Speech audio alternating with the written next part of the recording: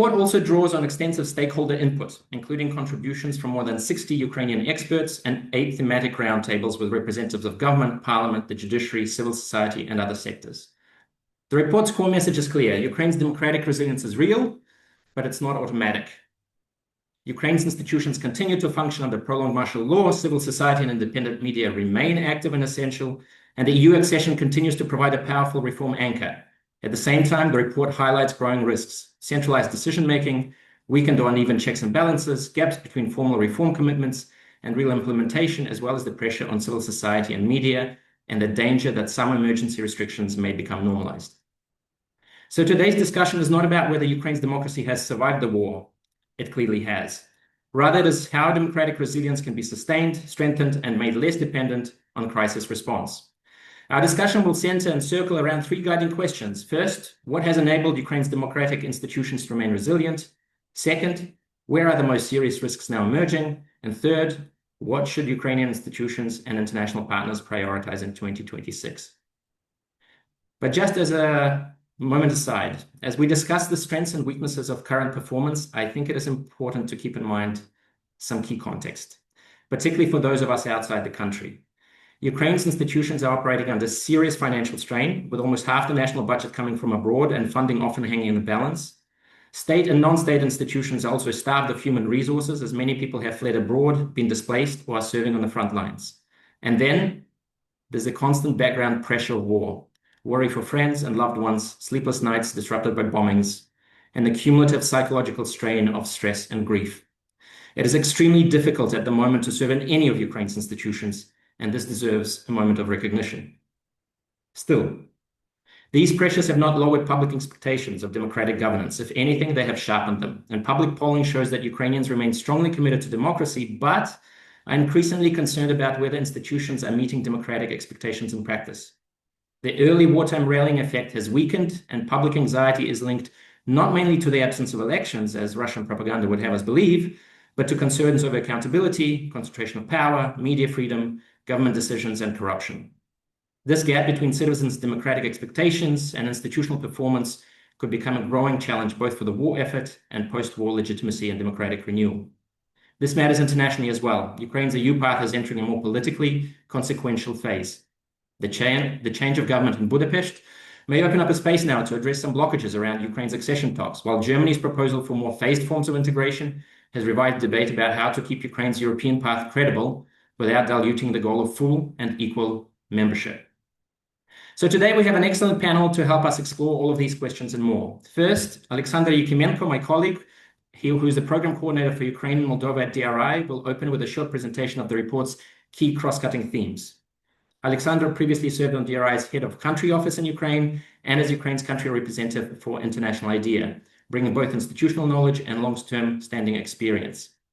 We will then hear from Victoria Melnik, who is now, as you can see, in a group huddle in Kyiv, where they have just launched the report in physical presence.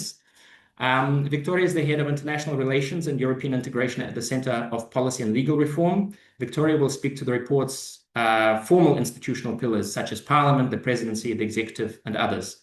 She brings experience also from the Office of Government Agent before the European Court of Human Rights. Next to Victoria is Tatiana Pechonchik, who is the head of the board of the Human Rights Center ZMINA, and she will focus on civil society, media, civil space, and human rights safeguards under prolonged martial law. Tatiana has long-standing experience in human rights monitoring, including through Ukraine's National Preventive Mechanism against torture and ill treatment. She's also a member of the Commission on Journalistic Ethics and sits on the board of the URI, working on rule of law and justice reform. Then we have Dr. Marcin Walecki. Marcin, lovely to welcome you as well, who will bring a Ukraine-informed international perspective. Marcin has more than 30 years of experience in democracy assistance and governance, having worked in around 50 countries. He has held senior roles, including executive director of the European Partnership for Democracy and as the head of the democratization department at OSCE ODIHR. Most recently, he served as the senior country director for the National Democratic Institute in Ukraine before returning to academia as a visiting scholar in Oxford.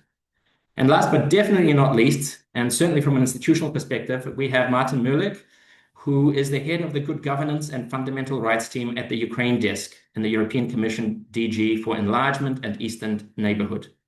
He will connect the report's findings to Ukraine's EU accession process, especially the fundamentals cluster and the question of implementation. Martin has worked specifically on Ukraine for several years and more broadly on Eastern Partnership countries for longer still. In terms of format, Alexander will begin with a presentation, and then we will move into 2 rounds of panel discussion.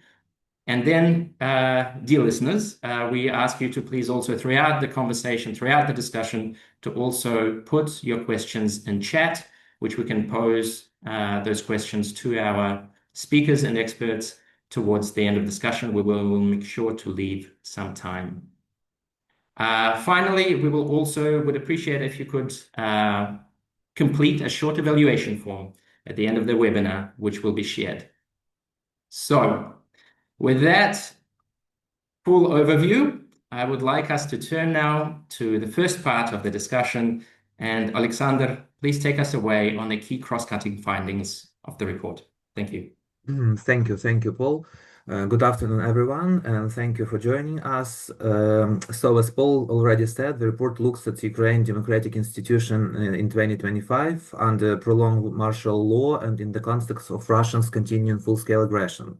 Its central question is not simply whether Ukraine's institutions are still functioning. They are. Parliament, government, judiciary, local self-government, civil society, media, human rights institutions all continue to operate under extremely difficult conditions. The more difficult question is, how does democracy preserve accountability, pluralism, and the rule of law under prolonged emergency conditions? The report shows a dual picture. On the one hand, Ukraine's democratic system has shown significant resilience. Institutions continue to function. EU-related reforms moved forward, especially under the fundamentals cluster. Civil society, independent media, and human rights organizations remained active and continued to play an important oversight role. On the other hand, this resilience is increasingly accompanied by structural risks. Growing centralization of decision-making, informal coordination mechanisms, uneven checks and balances, and the risk that some wartime restrictions might become normalized over time. So the issue is not only institutional survival, it is the quality of democratic governance under the prolonged martial law. So I would like to highlight 5 broader messages. First, wartime leadership is necessary, but it has to remain balanced by institutional accountability. Fast coordination is often unavoidable in war, but when decision-making becomes too concentrated, especially around informal centers of power, the lines of responsibility between institutions become less clear. Second, Ukraine's democratic resilience in 2025 was real but often reactive. The crisis around Nabu and SAP showed that institutional safeguards can come under pressure quickly, but it also showed that Ukrainian society still has strong corrective mechanisms. Civil society, media, public mobilization, and international partners all played a role in pushing back and restoring safeguards. Third, EU accession remains one of the most important democratic anchors. The fundamentals agenda is not only a technical accession framework, it is directly connected to the rule of law, public administration reform, democratic institutions, human rights, and anti-corruption safeguards. But formal adoption of laws and strategies is not enough. The credibility of the accession process depends on implementation. Fourth, the election question needs to be framed carefully. Elections cannot be held under current wartime conditions in a way that would meet democratic standards and guarantees safety. But preparation for credible post-war elections has to begin now. Electoral legislation, voting rights of IDPs, Ukrainian abroad, and military personnel, electoral infrastructure, media pluralism, and protection against disinformation all need serious planning. Fifth, civil society and independent media should be seen as democratic infrastructure. They are not just external observers. Under wartime conditions, they are part of the accountability system, but they are also under pressure from security threats, funding cuts, cyber attacks, donor dependency, and growing humanitarian responsibilities. So, if I had to summarize the report in one sentence, I would probably say this. Ukraine's democracy has remained resilient under extraordinary pressure, but the next challenge is to move from reactive resilience to stronger institutional safeguards. This matters not only for Ukraine domestically, it also matters for international partners. Supporting Ukraine means supporting its defense against Russia, but also the institutions, media, civil society, and reform processes that will shape the quality of Ukraine's democracy during the war and after it. With this framing, I would like now to turn to Paul and then to speakers and invite them to reflect on what these trends mean for Ukraine's democratic governance and in European path. Back to you, Paul. Thank you, dear Alexander. That was a skip and a pump and a jump over the core findings of the report. Much and lovely to see you do a reveal change right in the middle of the webinar and support. The first speaker for us will be Victoria, who will be handling the institutional pillars of the report. So Victoria, maybe we start with turning to you. So the report finds that Ukraine's formal institutions continue to function, but their ability to act as effective counterweight is uneven. So where do you see the strongest signs of democratic resilience, and where is the most important institutional vulnerability today, as you see it? Yes, thank you for the question. I hope you heard me well. I want to start from some reflection on the 2025, if I may. So the first half of the year started more smoothly, but after that we are facing the Hungarian veto in EU enlargement process. And the second half of the year shows that we resilient, but we are facing a lot of challenges in internal policy. During the summer period, we facing the anti-corruption crisis, or we can say it like that, with the NABU and SAPO and the protest for defending them. And now I suppose that in 2026, we actually saw the results of this crisis that developed during the second half of the 2025. If we speak about the institutional pillar, we need to highlight that at the end of the year, we saw that the imbalance in the power triangle deepen, and this is also the result of that crisis that developed during the second half of the year.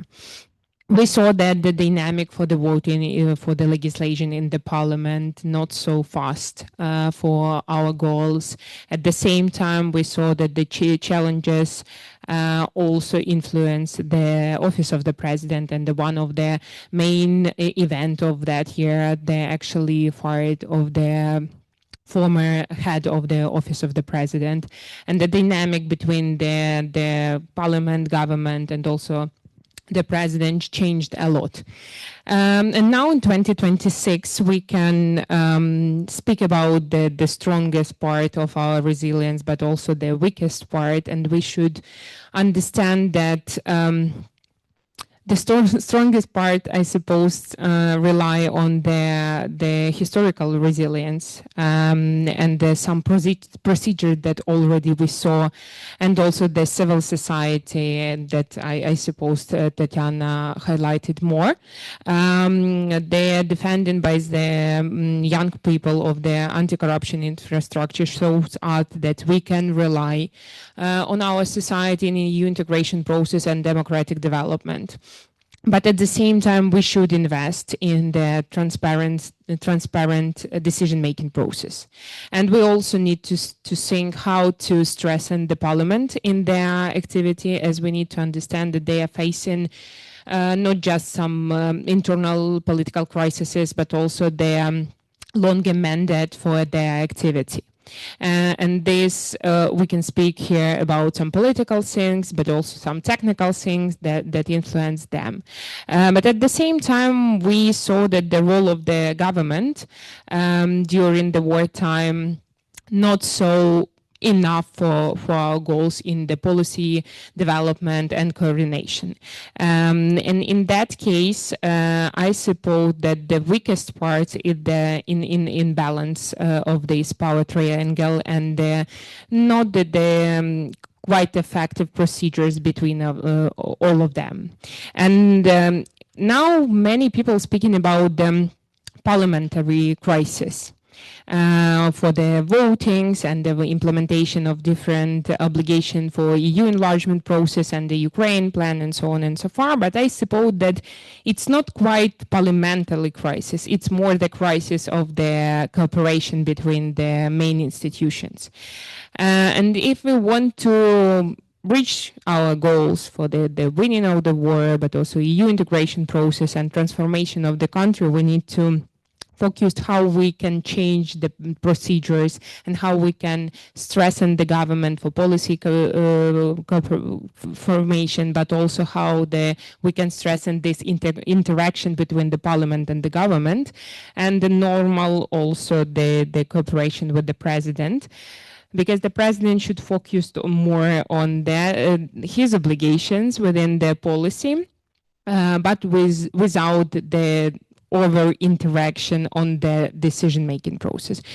You can see in the report in the part of the president that it's not the same chapter like in other institutions. It's more focusing on his interaction with other institutions. And this is actually our aim also to show that obviously we cannot assess his security or international cooperation obligations, but we should assess his cooperation with the parliament and highlight it where actually he needs to do more, but where he do not need anything. The most important part that we need to highlight is that sometimes our obligation under the problem because he are not able to sign the legislation that already adopted by the parliament in due time. But at the same time, we saw that his activity influenced the other institutions like Constitutional Court or High Council of Justice, and that this actually shows us further problems for the system and the democratic resilience. For that purpose, I suppose that this is the main point that I want to highlight, but I will be happy to answer the questions. Thank you, Victoria. And maybe just as a brief follow-up, because one of the core findings of the report is indeed this kind of the relationship between this triumvirate and the informal power that is kind of convened by the president and wielded by the president's office. What do you see as kind of the key measures for strengthening parliament as a safeguard under martial law? And also, what effect have the delays in the judicial and constitutional court appointments have played in this? Yeah, thank you for that. As regards to the parliament, I suppose that we need to focus on, it's not just about the procedure that we can adopt or some legislation or something like that. This is also about some political will and the power inside of the parliament between different fractions and political parties. So they should find their own will to resolve this crisis, because we can speak about different issues related to the rights of the political opposition, and it absolutely sure we need to do. But at the same time, I suppose that it's not just the easiest question how to resolve. We can support that discussion. We can support them also with such an activity like this report. But the first, they need to understand how they actually position themselves. As regards to the Constitutional Court and the justice system, we already discussed that question today on the Ukrainian presentation, Ukrainian part of presentation. And this is not just actually the problem of the president, and we also need to highlight about this Constitutional Court, because the parliament also should implement the obligation related to the approval of the candidate for the position at the Constitutional Court, because they have two vacancies from their side. Now the president have just one vacancy from his side, and the also Council of Judges, they also have I suppose three or two, I need to check, the vacancies from their side. The most problematic one related, unfortunately, to the Council of Judges, because their competition open in couple of times and they just cannot go through the competition. Now we see actually in the list of the candidates that maybe that one could be much more better than previous one. But also it depends from the formal appointment of the actually candidate for the Constitutional Court. Here we also want to ask our international partners maybe to highlight that question for the counterparts in Ukraine, because we already discussed that during the autumn period we will face the problem with the Constitutional Court. In the future, it will happen that they can lose the quorum at the Constitutional Court. And obviously, it can influence the democratic resilience of that system. And the same thing could happen with the High Council of Judges. And we also should re-understand the procedures for the future. And we should highlight that all the appointments could be in due time, because that situation that we have lost 6 or more months, even years in the appointment procedures could be problematic also for further implementation of the obligation, not just the tick the box for some development or adopting the legislation, but also for other procedure inside of the judicial branch of power. Thank you very much. Thank you, Victoria. Maybe with this, we'll turn to your neighbor, sitting immediately, I guess, to the right of you, at least according to the screen, Tatiana. And also just to let you know, there are 2 colleagues that are also sitting flanking you at either side with a flanking maneuver. One of them is Stanislav Lachinsky, who is the country director for Democracy Reporting International in Ukraine. And the other one is Alessia Migal, who is actually the editor of the report and has spent many sleepless nights putting the whole thing together. So, Tatiana, turning to you, the report describes civil society, independent media, and human rights organizations as an essential democratic safeguard. But at the moment, as it looks now, in 2025 and heading into 2026, where we are now, what are they safeguarding against most urgently? Thank you, Paul. In this report, speaking about human rights, we've analyzed the institutions and frameworks which are important for all human rights protection in Ukraine. And I would like to flag 3 key things. First is the key achievement in the sphere of human rights for 2025. To our mind was establishment of the military ombudsman institution. It deals with the protection of military servicemen rights, and it's around 1 million of population, which is a huge amount of people, which are very vulnerable to their rights violations due to the system in which they are placed in. And last year, Parliament passed the law on military ombudsman, and the relevant institution was launched. It is headed by the former human rights defender and ex-head of the Media Initiative for Human Rights, Olga Reshetilova, my colleague, and she is very passionate about this work.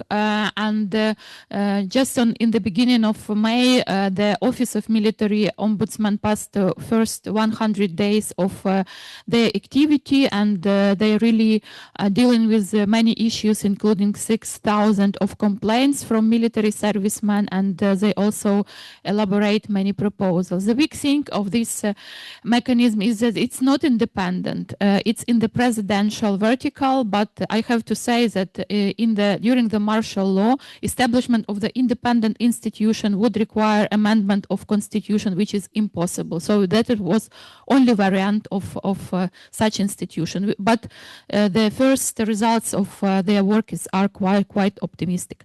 The second is Ombudsman, Parliamentary Commissioner on Human Rights. and it remains the highest status A according to Paris principles, which means its independence. And the funding of Ombudsman Office increased in the following years, and also the staff capacity is increasing from year to year. And the number of complaints they receive also increased by 24% for the last year. But it has some weaknesses, and these weaknesses include politicized procedure of appointment of ombudsman without consultation and involvement of civil society, and also risk of politicized dismissal of ombudsman, which undermines the independence of this institution. And just a few hours ago, Ukrainian parliament passed in the first reading the new version of the draft law of Ukrainian Parliamentary Commissioner on Human Rights.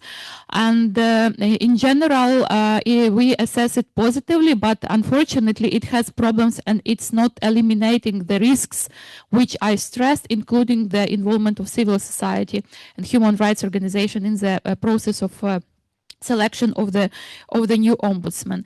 And the third thing is the national human rights strategy, which is actually the first activity in the roadmap in the section about fundamental rights in the rule of law roadmap.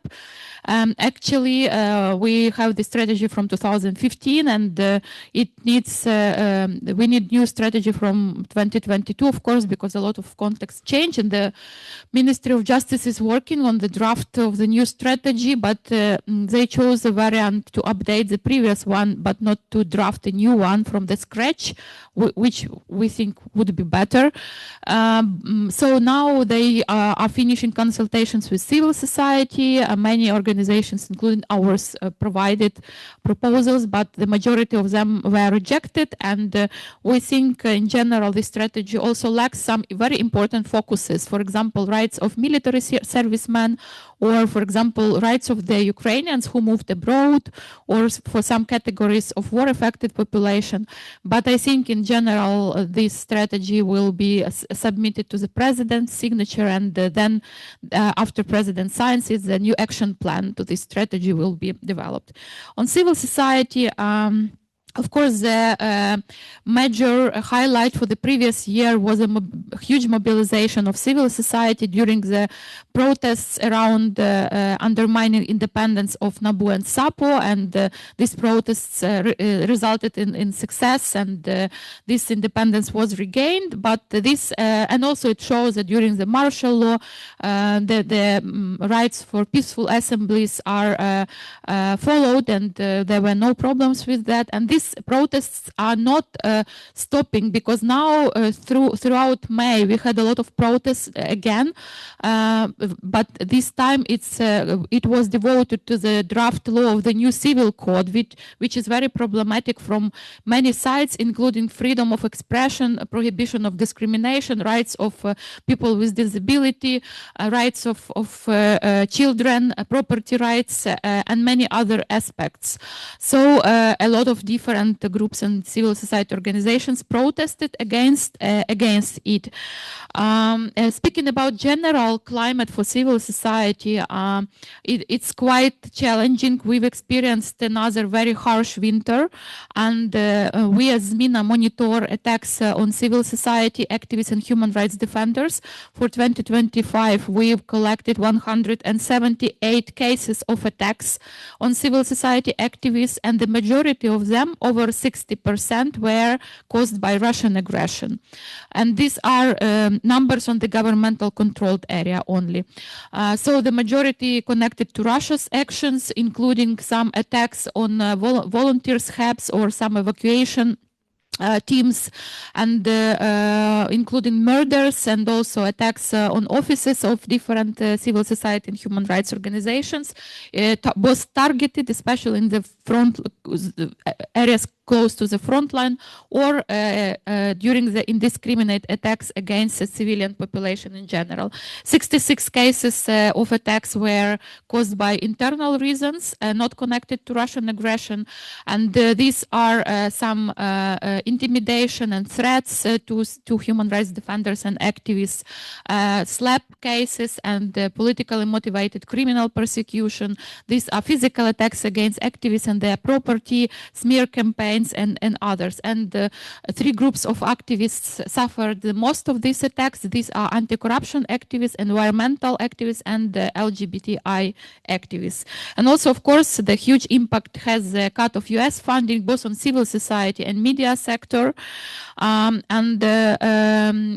media also, I have to mention the Russian aggression is the biggest threat. Starting from 2022, according to the data of Institute of Mass Information, 333 media stopped their activity fully because of Russian aggression, and 128 journalists was killed. Among them, 15 journalists while performing their journalistic duties, and the rest were killed after they were mobilized to the armed forces of Ukraine as combatants, or they were killed as civilians during indiscriminate attacks against civilian population, which also affects journalists and civil society activists. Speaking about some positive things which are important for media pluralism and freedom of expression, it's a renewal of the RADA streaming, which happened last year. Also, some increasing guarantees for media activities, and the relevant law was adopted last year in the beginning of the year. It was signed by the President Zelensky in the end of 2025, which, for example, allows journalists to move during the curfew hours while performing their duties, or, for example, some other important things for journalistic activities. And there were some negative legislation which limits freedom of speech and expression and access to information. This is a law about limitation of access to property registers, which impacts negatively work of anti-corruption organizations and investigative journalists, and which is, to our mind, not proportional to the challenges of martial law. And second law was about equating the journalists, the lawyers and their clients, and the responsibility for equating this in the public, speeches. And this law was passed in the parliament, but not signed by the president. So these are, in general, very briefly, the challenges that we have, and I will be glad to answer your questions. Thank you, Tatiana. This was a really nice overview of the strengths and weaknesses across actually 3 pillars, all 3 of them. And you even tackled some of the follow-up question that I had on this one as well. So with this, then we will turn to Marcin. Marcin is, of course, you can provide us with an international and comparative perspective. So drawing on your long experience working on democratic governance in Ukraine and across Europe and further beyond, what feels familiar in the current challenges, and what is genuinely new for Ukraine because of the war? Thank you very much indeed, Paul. First of all, my thoughts are with colleagues in Kiev and other cities in Ukraine. This was a really dreadful week for all of you. I would start by, first of all, congratulating everyone who is behind this very important report. One thing which we have learned over the last few years is that Russian disinformation is very often using discussions like today to, choose critical comments to argue that Ukraine is an authoritarian regime with a narrow elite which captured power, no elections, no political pluralism, no freedom of media. I think reports like yours are very important because they provide nuanced, sophisticated analysis of how Ukraine democracy is performing during the war. And one thing which I would just put from the international perspective, we have to remind ourselves that we are dealing with 2 parallel processes, and we've been dealing with them for quite a few years. On one hand, we have Ukraine as a democracy at war, And on another hand, we have a global trend, which I will simplify, and I will call it war on liberal democracy. And I think it's really important for us to put things into a context and perspective and recognize that some of the problems which we are discussing and describing in Ukraine are happening globally. If you look at the last International IDEA report, if you look at what is happening globally, one of the things which definitely affected Ukraine over the last few years is this global shift in terms of a support for liberal democracy and growing authoritarian tendencies. So, I think this was very evident last year. Some of the colleagues have mentioned, departure, U.S. departure from a decade-long solid support for Ukraine. My personal opinion, I would be worrying more about American democracy than about Ukrainian democracy right now. Let's put things into perspective, and the processes which we are seeing in Ukraine are no different from processes which we are seeing in a number of European countries, a number of democracies globally. I would even go further. I mean, when I compare resilience of Ukrainian democracy, I wish we had this level of resilience in many European countries. So, let's really put this report together with International IDEA report on the global state of democracy, and then we will understand that some of the processes when it comes to political pluralism, polarization, centralization of power, attacks on fundamental freedoms are happening globally, and Ukraine is not an exception. It's actually, Ukraine is performing probably better than many of the established democracies globally. That was my second point. Then, what actually makes Ukraine special is that I've been always arguing that we have an extremely vibrant and strong civil society in Ukraine, which really helps to build this high-level resilience. And what also makes Ukraine unique is the values which describe Ukrainian citizens. If you look at the NDI public opinion polls, which go back to 2014, very strong commitment to democracy and freedom, and this actually makes Ukraine really unique. This is the war of values. On one hand, we have a totalitarian regime with no respect for human rights, with no respect for any fundamental freedoms. And on another hand, we have Ukraine, which is not only defending, freedoms and democracy, but it's actually standing for core European values. So, this war is really a war of values. And when we talk about resilience, it's definitely not about international support. It's about a very strong commitment of democracy, freedom, which represents Ukrainians. And this is why, we have this very powerful civil society movement, which is not only about organizations like ours. Civil society goes beyond organizations working on reports, on, action tanks. It's also represented by thousands of volunteers, thousands of veteran associations, which are particularly active, and they build this democratic resilience. Okay, Paul, you've asked me, what are the key sort of like lessons learned, challenges. So, two things which I would argue, definitely when it comes to capitals like Berlin, Brussels, EU Commission, there needs to be a stronger push to invest in democratic governance. USAID, State Department, US State Department were the major players when it comes to supporting democratic governance, democratic reforms. With their departure in 2005, we have a gap which has not been filled by EU, by European donors. And, there is a huge need to actually reprioritize different dimensions. We'll have a URC in Gdańsk. I hope one of the key messages coming from Gdańsk would be that, it's not just investment in defense and hardcore infrastructure. It's also investment in human dimension, in democratic values, in democratic governance. So that's one thing which, for me is a worrying sign, is that European donors have not recognized the importance of human dimension of democratic governance, and they need to change their priorities in terms of investing in Ukrainian democracy. What to avoid further? All the programs which lead to a further centralization. And the report is very clear. Yes, since 2022, we are seeing a centralization resulting from, this command concept of Office of the President. I understand it. I agree. There needs to be a strong coordination. And, Ukrainians understand that. If you look at the recent public opinion polls, the level of support for President Zelensky is in, high 50s, 56, 58%.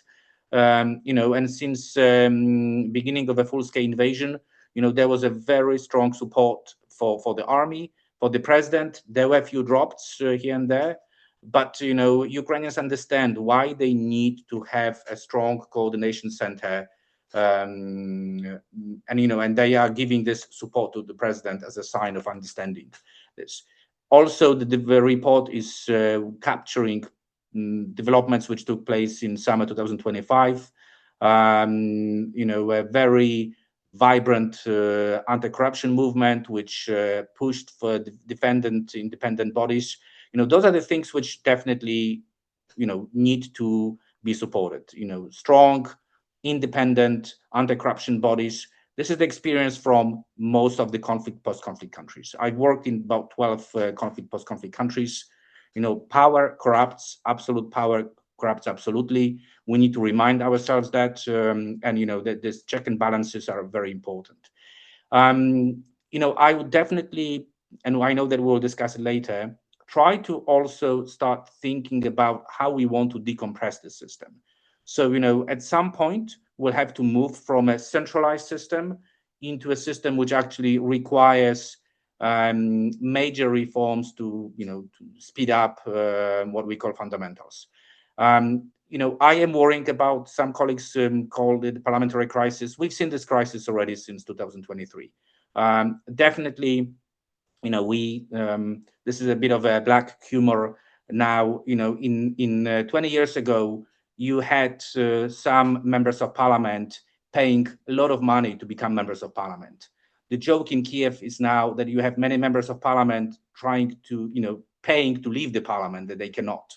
So definitely this parliament is facing crisis. We cannot have elections, parliamentary elections at the moment, but there needs to be a new opening, allowing parliament to find its new role, stronger oversight. So definitely any investment in parliamentary programs helping parliament to reinvent itself would be wise. And I would only encourage colleagues in Berlin and Brussels to think about parliamentary programs.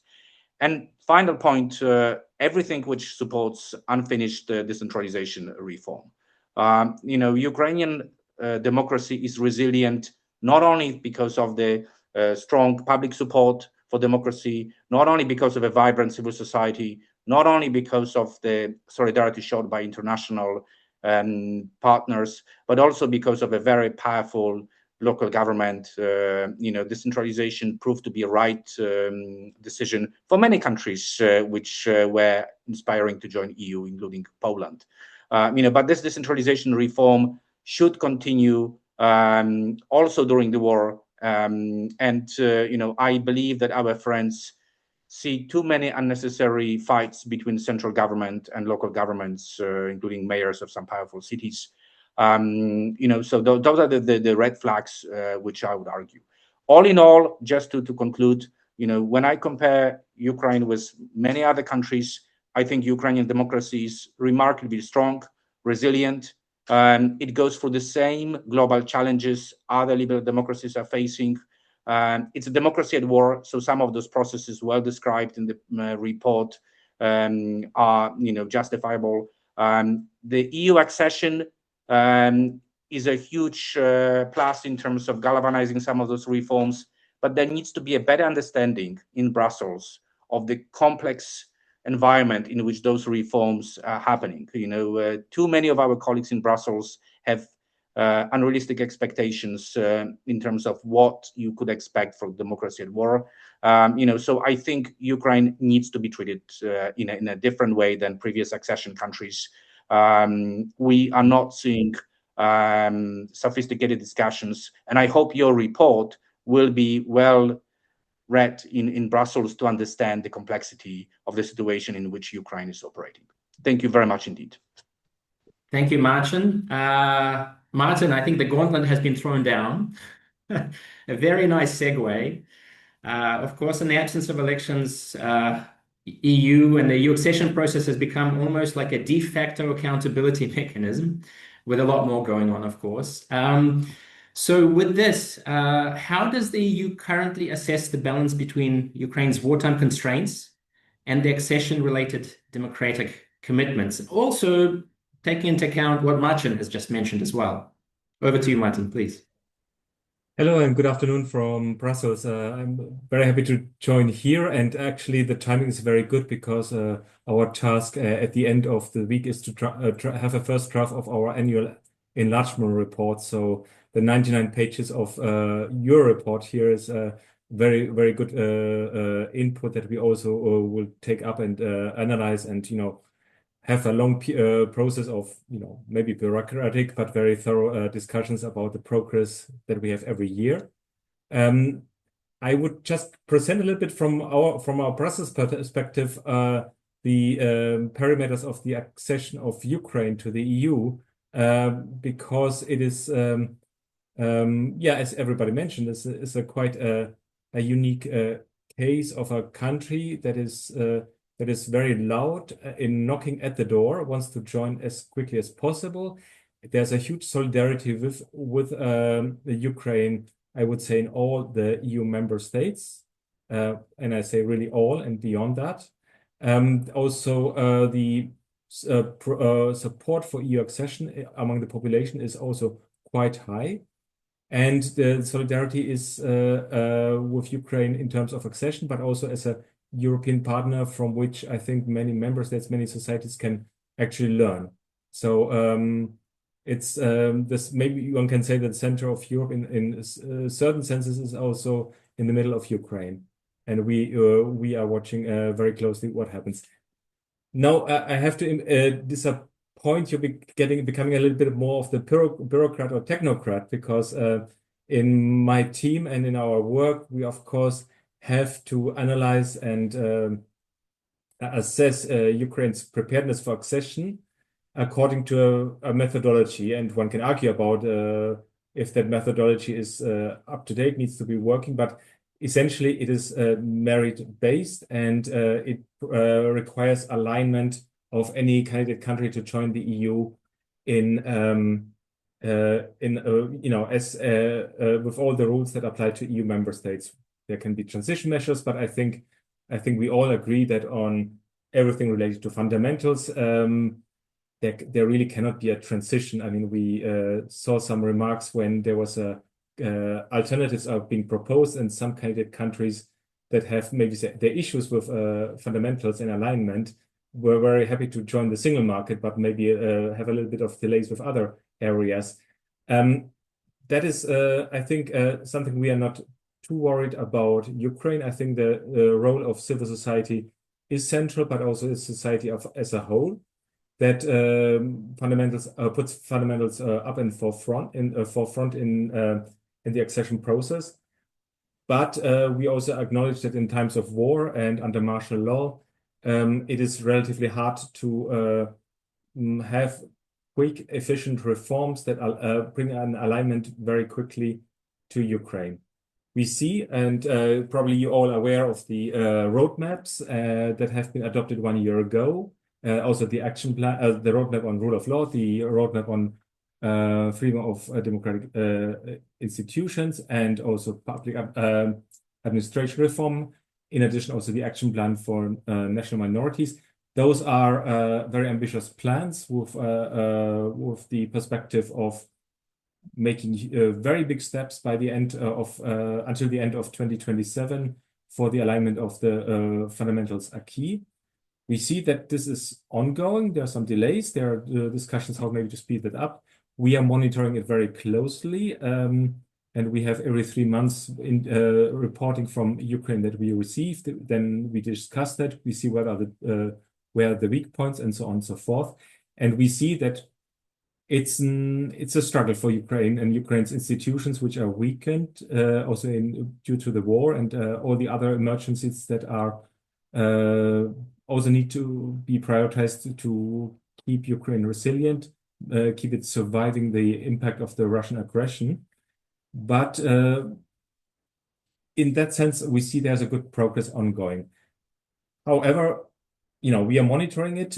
We are trying to assist it also with the maybe I refer not too much in comment with the limited money that we have, and hopefully there will be new possibilities in the new budget.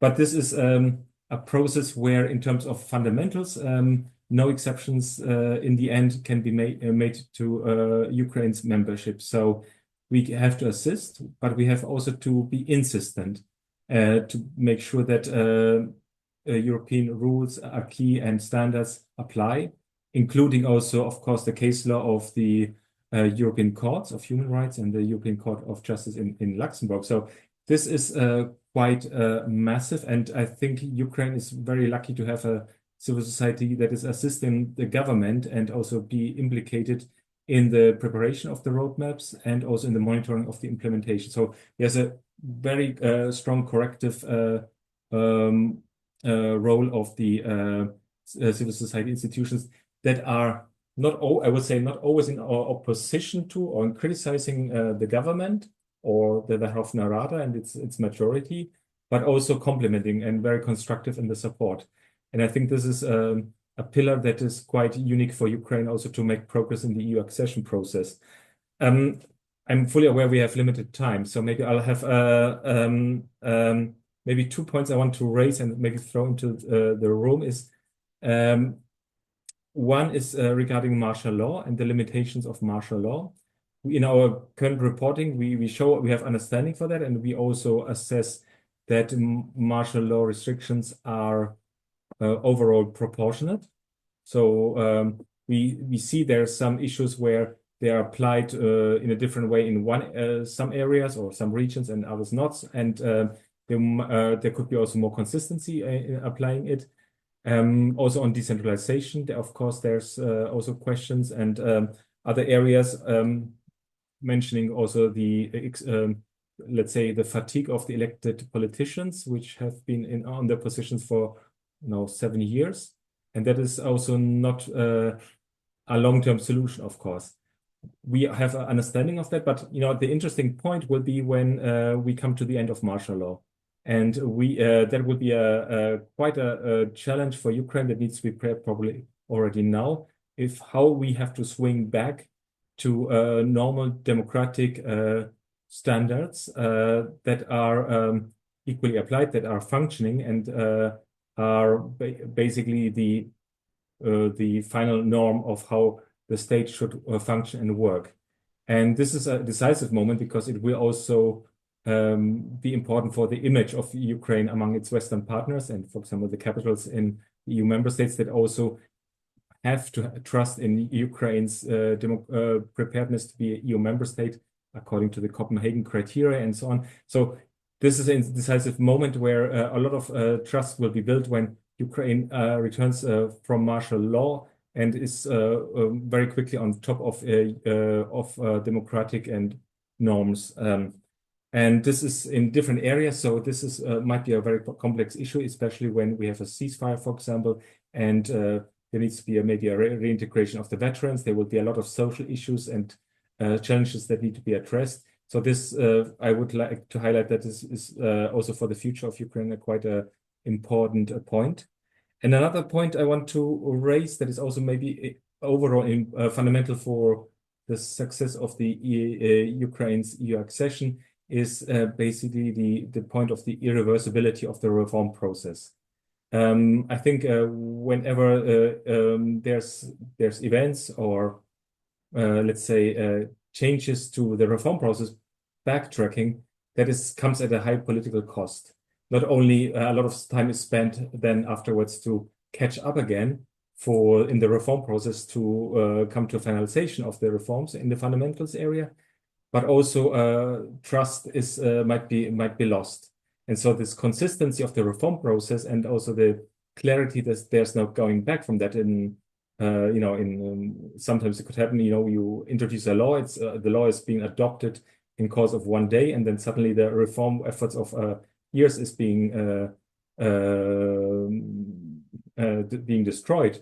So this is something that might have very bad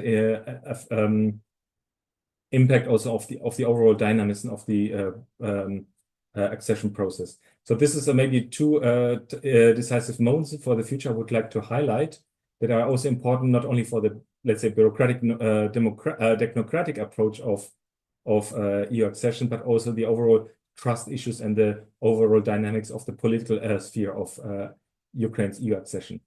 Thank you very much. Thank you very much, Martin. You covered quite a lot of ground, which is very useful. Just as a heads up to our listeners, our colleague Victoria unfortunately has to leave shortly because she needs to make it to a train to Warsaw. So I don't know if you have time for one more question, Victoria, just as a brief response, but picking up on the themes of what Martin said and what Martin has said. Indeed, this coming out of the current situation into the normalization of operations, let's say, and decompressing the system, as you called it, Martin. Victoria, what do you see? What wartime restrictions or emergency practices are most likely to become problematic if they continue for too long? And what could be some of the answers now that should be done, let's say, in the next 12 to 18 months, to already think ahead about how that transition might be happening and the challenges that are coming down the line? Thank you for that question. Not an easy one, actually. Oh, and sorry, I will just interrupt you for 1 second. And if folks could please drop your questions into the chat, that would be helpful as well. Over to you. Yeah, so if we try to think how we can change the situation and how we can find the right solution and the right way for the transition, the good point actually Martin said about how that the reforms should be stable. We cannot go back with the backsliding or something like that. But at the same time, I think that we can found the new dynamic for the reforming processes, because now we are in stock. We can say it like that. We cannot build in the normal dialogue. We already have the obligation, the roadmaps, already have that preliminary benchmarks for the chapters in the process, but we do not see the dynamic. For example, the roadmap on the rule of law. We have the 539 tasks in the roadmap. Now we heard from the Minister of Justice that they think and that they implement 77. But the deadlines in the roadmap, the end of the 2027, the 1.5 year. So the EU accession process still could be the engine for the reforming processes and engine for this transformation in the future after the wartime. But we should push this engine a lot more. Obviously, we now saw different discussion about alternative ways in the EU about somehow the membership could be. But still, we need to do our own task and our own homework for the stability, first of all, inside of the country. About how actually what we can do in this ahead months. Obviously, it could be the obligation that we already saw, both from the Ukraine plan, for example, for the budget stability and economic stability, the roadmaps and the benchmarks, and also the points in the list of the Commissioner Kos and the Deputy Prime Minister Kachka. This also helps us to show our partners that we are serious in our discussions and we are doing all of the things that we want to do, first of all, for our own country. And also it gives us a possibility to push slightly the negotiation process further. But I suppose it also should be the frank discussion with the society about the challenges that we are facing during the wartime time, and what we need to do to make the system more resilient. Because in the report, you also found the part related to the executive. And the last point that mentioned, it's not that this is not the big deal, but the civil service issues. We need to think about that more effective, because if we want to have a good machine for the development, we need someone who coming to the office every day and doing that job. But at the same time, for the society, it may be difficult discussion, for example, in the part of the salaries, because it's not the popular thing to raise the salaries for the civil servants in the country. But we need to do that, and we need to discuss about that, as we are suffering with the human and financial resources in the system, and we need to do a lot of job for the transformation. Also, we should think ahead. The good example now we have the election, working group on the election. They already started to work, but we also need to do the same for every single policy. Unfortunately, now we do not see that. We saw that we are also, we have delays in the development of the policy documents inside of the country. We have the challenges with the strategic planning, and it gives us the problem that we are reactive, but not the strategic one. And obviously could be a problem for the country. On the beginning of the full-scale invasion, of course, we need that reactivity. But how we can be reactive for years and years and years. We should think about the risks. We should think about how we can resolve this risk, where we need to go, how we can do that.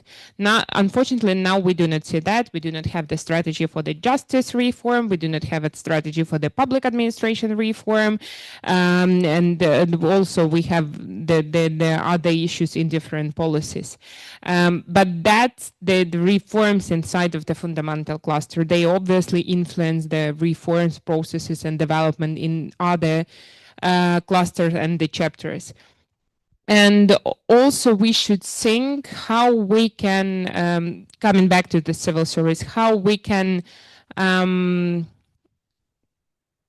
the young people to come for the system. We saw that they are ready to defend the reform results, but how we can ask them to come and be the part of these reforming processes. I think that we need that from both things, so they can leave the country or they can live inside of the country and help to transform. And then at the same time, we can resolve the problem inside of the system with the human resources. And obviously, we should push the EU integration process. We should push all the reforms that included to that. And we also need, this is more about 2026, but we also need to speak with our partners. Okay, we understand that maybe methodology and the enlargement process should be changed, but this also could help us. And it cannot be against us, and we also should be the part of the discussion. Thank you very much, Victoria. And I know you have to run, so thank you for joining us. Colleagues, we have about 10 minutes left, so I'm going to throw this question also to Martin and Marcin for response, and Tatiana, if you want to come in as well. And then we will do one final round unless any further questions come in over chat. So maybe Martin, what's your take on this question? Well, I think there's sometimes I see the issue that we have very, very good at making the roadmaps, and then you have you subdivide the tasks and the activities into a lot of subpoints, and then you come down to a very to a process that is maybe easy to manage on an Excel file or into going down into points by points, and then you get a little bit lost in the detail. But I think what has been mentioned now is, I think, quite substantial in terms of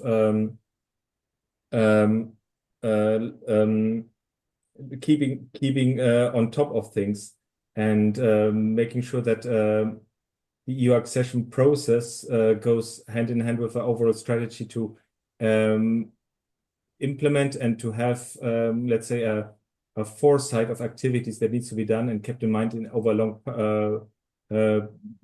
perspective. So we need to think maybe in 2026 about the things that we want to reach this year, but also then we need to prepare the ways for the remaining reforms or remaining activities that need to be launched, or at least started off, included in our thinking, in our strategic thinking already this year, but need to be implemented or followed up for a longer term period of, let's say, 2-3 years, and to be remain on top of the things and the requirements that need to be done.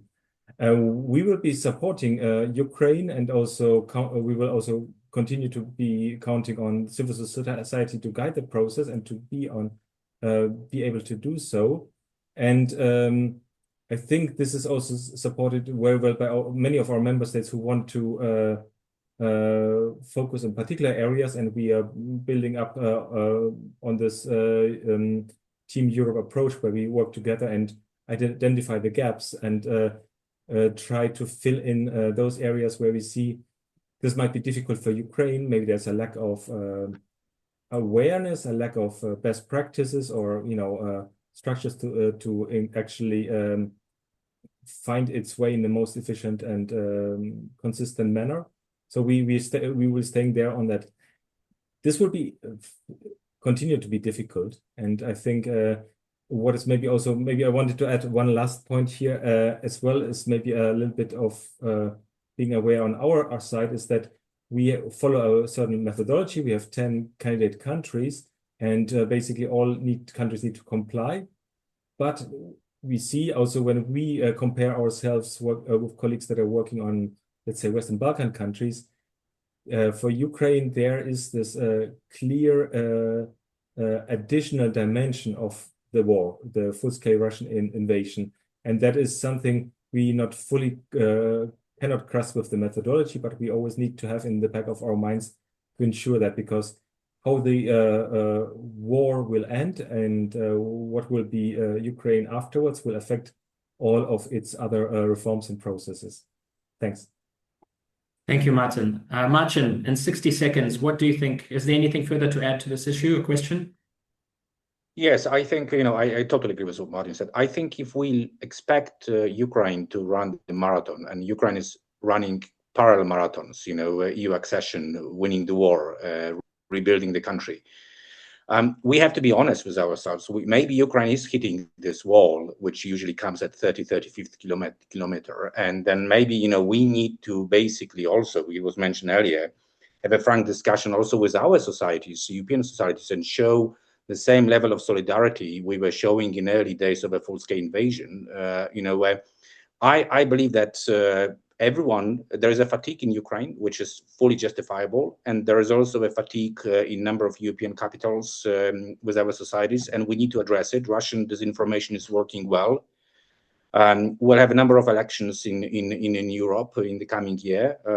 I'm afraid Ukraine will become an electoral issue in a number of EU countries. So, Martin, I agree with you. It needs to be a technocratic approach, but it is also a political process, and many actors are going to basically take an advantage of polarization. So, the dialogue discussions with societies is definitely needed in Europe. And then I would also argue, what I am missing in a current European discussion about, security, safe programs and others. I mean, Ukraine has the most powerful army in Europe. We are concerned, colleagues in Germany are concerned about moving 5,000 soldiers, American soldiers. What we are not talking about opportunities which integration with Ukraine will mean for European security and for potential European army.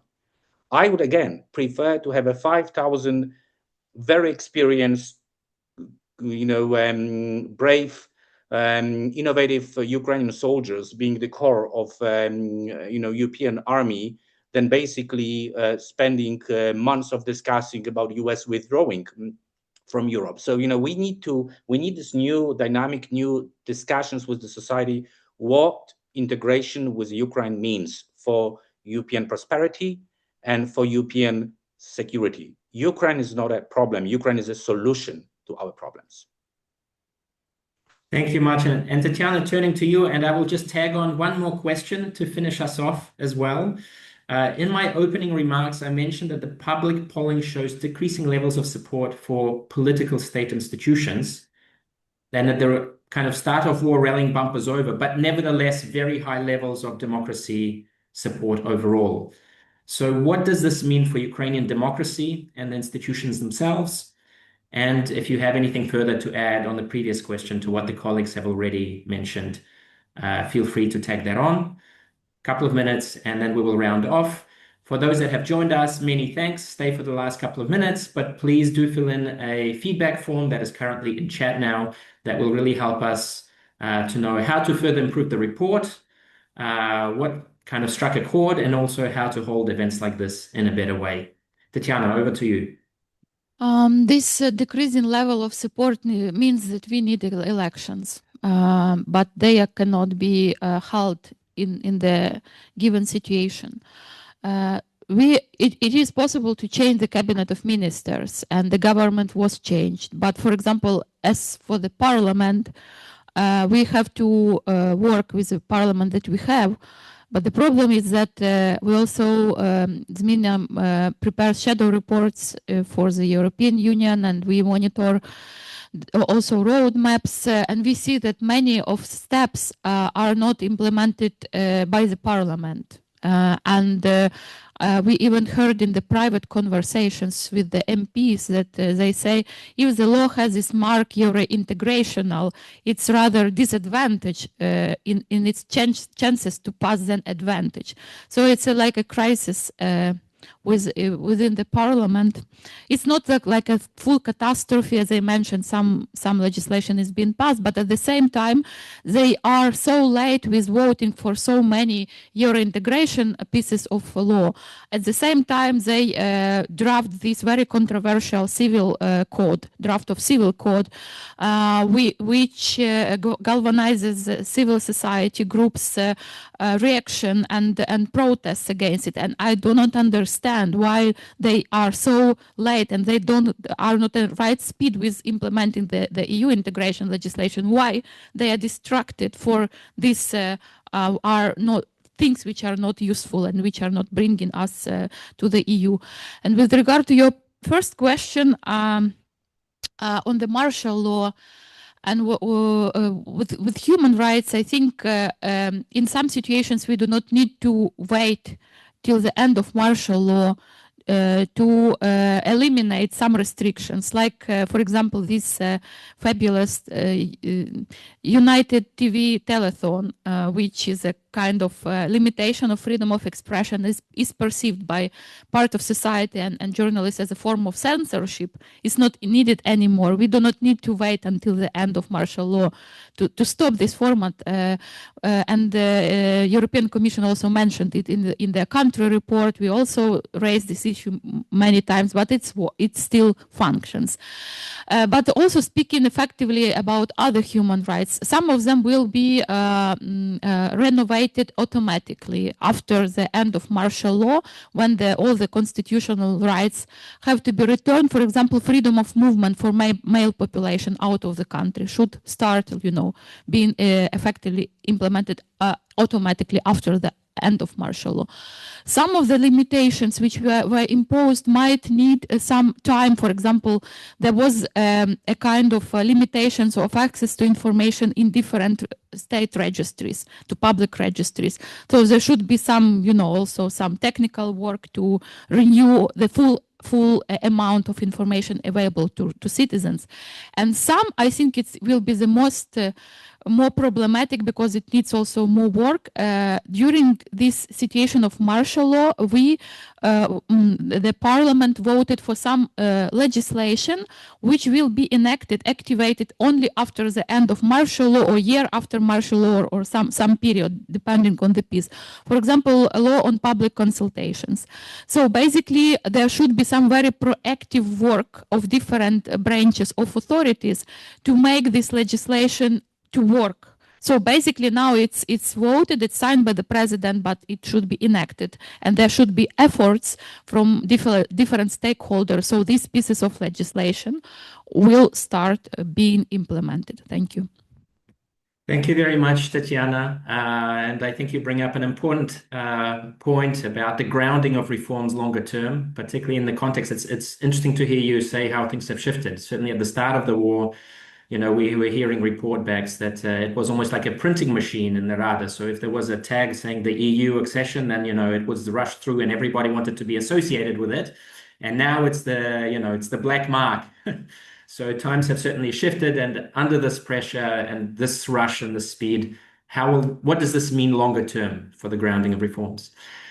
To everybody, thank you for joining us. There is an evaluation link in chat. Please click on it. It is only a few short questions. We would welcome your feedback. To our speakers, thank you for joining us. Martin, all the best of luck to finishing the first draft. That's due this week. It's a massive piece of work.